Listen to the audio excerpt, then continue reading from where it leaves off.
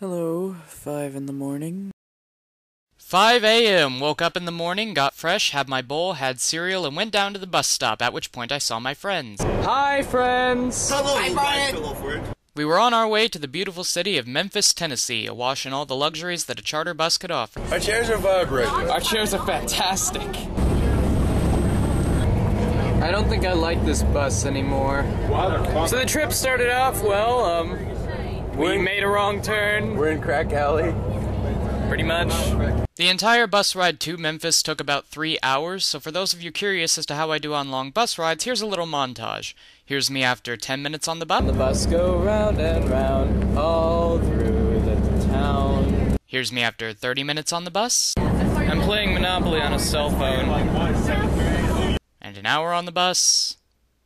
And 2 hours on the bus. Everybody wave at the camera.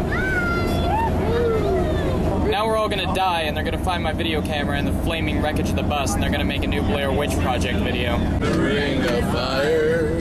The ring of fire. And 3 hours on the bus. I'm losing. At first, it seemed like we'd been riding for days, but the longer we drove, the shorter it seemed to get. It's almost as if being confined to a chair for extended periods makes time mesh in on itself. You lose track of when you are and how long you've been there, so we arrived in the River City before I knew it. We were greeted by an enormous inflatable beer bottle, a giant silver pyramid, and a sign that I couldn't get any footage of because we were going at 60 miles an hour. Having grown up in a small town, being in the 19th largest city in the United States was more than a bit overwhelming. The buildings were impossibly tall and surrounded me constantly, and every sidewalk had its share of broken glass. Memphis is one of those cities where you can point your camera at the sky and still see nothing but breaking concrete.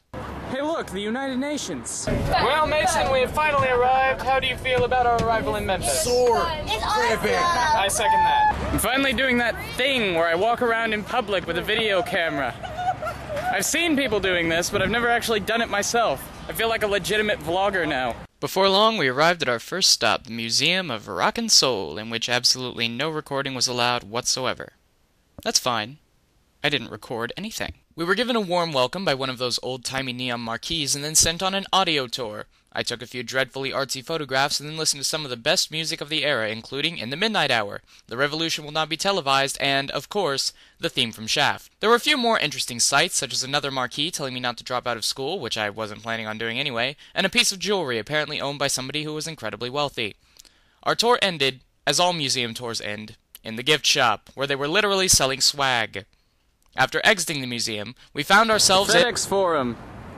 But they have some pretty good moderators. Before beginning the trek to our next destination, we took a little time out to play with some balls. You know it's an adventure when you're simultaneously wearing shorts and a jacket.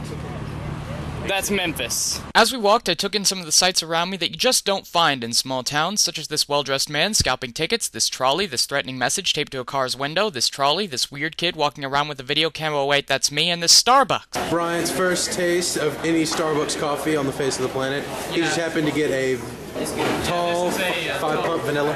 Well, just tell them everything for me, why don't you? Well, I will. Okay, yeah. So, here it is. It's gonna be hot.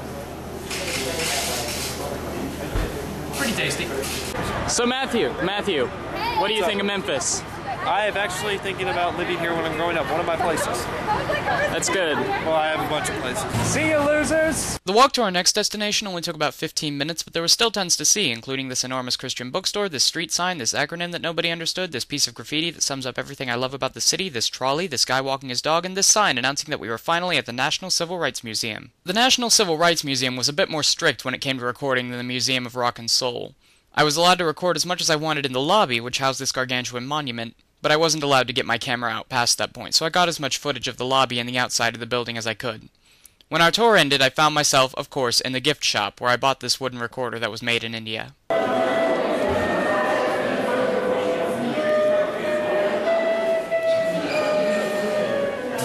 I thought the museum was a very eye-opening experience that did an amazing job depicting the struggles of civil rights activists in the 50s and 60s.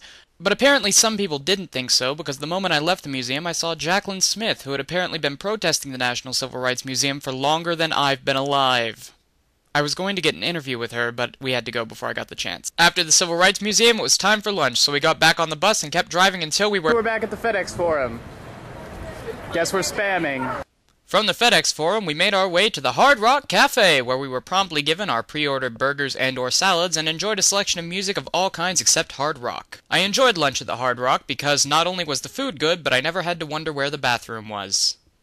So Jonathan, we're in the bathroom at the Hard Rock Cafe. Mm-hmm. How do you feel about Memphis? Memphis is pretty awesome, and the bathroom at Hard Rock Cafe is pretty awesome. Lunch at the Hard Rock.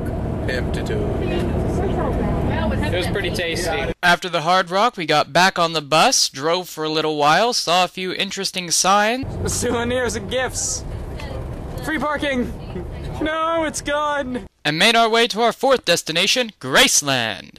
The first thing that struck me about Graceland was the trash cans and how they were all very polite. The second thing was the blatant display of Elvis's credit card number, which I proceeded to write down, and the third thing was the security officer's fist, as he so kindly informed me that no recording devices of any kind were allowed on the premises. In short, the best part about Graceland was leaving. I hate Graceland. After Graceland, we made a short detour to the Pepsi-Cola Pavilion where there was a concert going on. There are lots of concerts in Memphis. And then made our way to our fifth destination, the Peabody Hotel.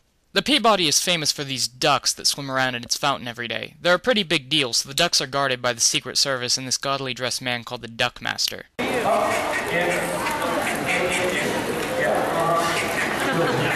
Every morning and afternoon, they walk to and from the fountain before an audience that rivals anything I've had in community theater.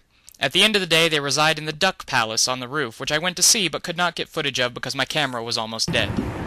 My God. Oh, it's moving. It's moving.